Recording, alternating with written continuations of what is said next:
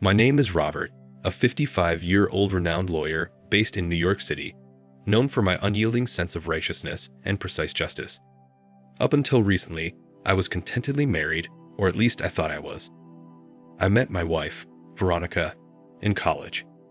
A strikingly beautiful woman, 5 years my junior, with a radiant personality that could make the most reticent man talk.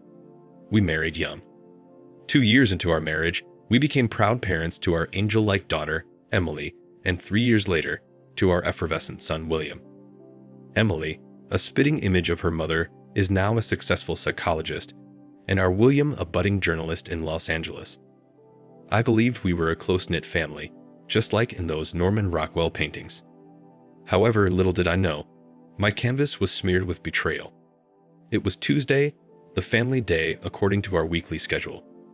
A meticulously planned day full of activities, outings, and family games. Things that my family rolled their eyes at but participated in nevertheless, because they knew how much I appreciated our togetherness. On this fateful Tuesday, I decided to return home earlier from my meeting to surprise them, carrying with me a gleam in my eyes. As I approached our classic, brick-layered townhouse in Brooklyn, I felt a pang of heart-wrenching betrayal. My wife's car was parked outside, next to the shimmering Jaguar that unmistakably belonged to my old college friend turned professional nemesis, Hank. I quietly made my way inside, moving as stealthily as an individual recovering from an old football injury could. The sound that greeted me was a mixture of giggles, whispers, and clinking glasses. As I cracked the living room door open, I saw Veronica in Hank's arms, their laughter echoing obscenely in the silence of my recently shattered world. My heart convulsed in agony, but I was a lawyer at heart. I was wired to think before I acted.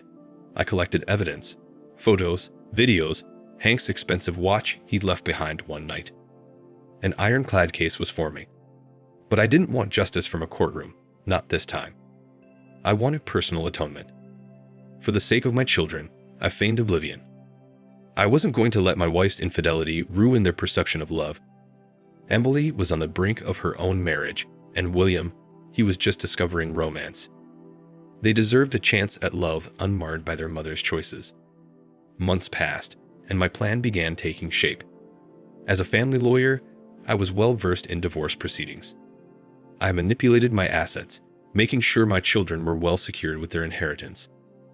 I sold off our family home to Emily under a legal pretext, ensuring that there would be a roof over their heads if things went sour. Meanwhile, I convinced Veronica to sign documents, sugarcoating them as assets protection forms. How she was effortlessly duped. I credit to a combination of her guilt and my convincingly played naivety. The day of reckoning came during our home's Christmas gala. Our entire community, friends, and family were present. A festive atmosphere that was about to witness an unparalleled spectacle. With a champagne flute in hand, I stood up for a toast, my voice echoing in the room. Today, my friend Hank and my loving wife have gifted me an early Christmas present. The room was silent as I played a video, which bared all. Veronica's face turned pale and Hank, he looked like a fish gasping for air. I ended my speech. With that, I'd like to wish everyone a Merry Christmas. To Veronica and Hank, I wish you a lifetime of happiness, as I too intend to find mine. Confession, humiliation, divorce papers, all served together. A dish best served cold. Days turned into months, and amidst the shambles of a broken marriage, I found solace in solitude and a promise of a new beginning. Veronica and Hank, they carried the shame of their adulterous escapade. Veronica and Hank were humiliated, and I, though scared, held my head high, my honor restored. I lived not just as a beacon of justice in the courtroom, but also in my personal life. Unanticipated, perhaps, but I was a living, breathing adage of a stitch in time saves 9. Now for the next story. My name is Andrew. I am a 39-year-old IT consultant who'd once been madly in love with my wife, Catherine. She, 35 years old, was an art curator, elegant and captivating, weaving magic with her words. Life threw us lemons, from battling miscarriages to losing our parents. Yet every incident compounded our resilience and made our bond stronger. Until one day, it didn't. We were married for 13 years with 2 beautiful kids, a 7-year-old boy, Ethan, who was bursting with curiosity about the world, and Leah, our 4-year-old princess, brimming over with giggles and a love for art like her mother. However, all the laughter evaporated when I stumbled upon a truth that appended my life. It was late October. The leaves were changing, and so was Catherine. She started spending late nights at work, became secretive about her phone, and the sweet intimacy that defined our relationship mutated into a cold distance. Something was wrong, but I refused to believe my worst suspicions.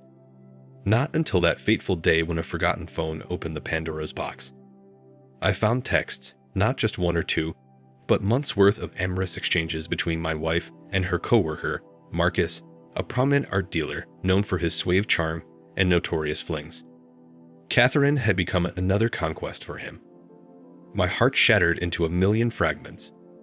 As I put the kids to bed that night, the echo of their laughter was a stark contrast to the deafening silence within my defeated heart. I decided to confront Catherine, but not before having a perfect retribution plan in place. I started gathering evidence, text messages, phone records, and photographic evidence of their affair. Simultaneously, I began working more from home, spending quality time with Ethan and Leah, building memories as I was acutely aware that things were about to get ugly. Catherine remained oblivious to the brewing storm, her signs of guilt masked by the thrill of her deceit. On a cold morning in December, I filed for divorce based on infidelity. The look on Catherine's face was a cocktail of shock, confusion, and only when she was handed the envelope containing the lurid evidence, remorse. Marcus's reaction was similarly priceless when I sent a similar package to his fiancée. The revelation cost him his relationship and reputation, an apt price for the wreckage he had thrown my life into. The legal battle was arduous, and at times I doubted my ability to follow through. But every time I looked into the innocent eyes of Ethan and Leah, my resolve strengthened. My attorney specialized in such intricate cases and worked diligently to ensure I received full custody of my children. Catherine, engulfed in guilt and caught in the mess of her making, didn't put up much of a fight. Marcus, living a life of a pariah now, was scared by the revelation, as he had been hit where he valued most, his reputation. News travels fast in the art world, and in no time, he found himself tiptoeing the line of bankruptcy. Despite the pain, I found solace in delivering my revenge supplely and sweetly. It brought me neither joy nor euphoria. It brought closure. As I closed this chapter, Ethan and Lee were my strength. I was triumphantly freed from the shackles of betrayal and focused on nurturing my children, raising them with love and honesty. Ultimately, this is a story not of revenge, but of resilience. After all, revenge is such a bittersweet endeavor, leaving one victorious but weary at the same time. I am Andrew, a single father, a survivor of betrayal, and an advocate of resilience, carrying the scars of deceit and the strength of victory. This is not the end, but a re-beginning, because after all, life must go on. Thank you for watching. Like, comment, and subscribe if you enjoyed the video. Until next time, I'll see you again. Take care.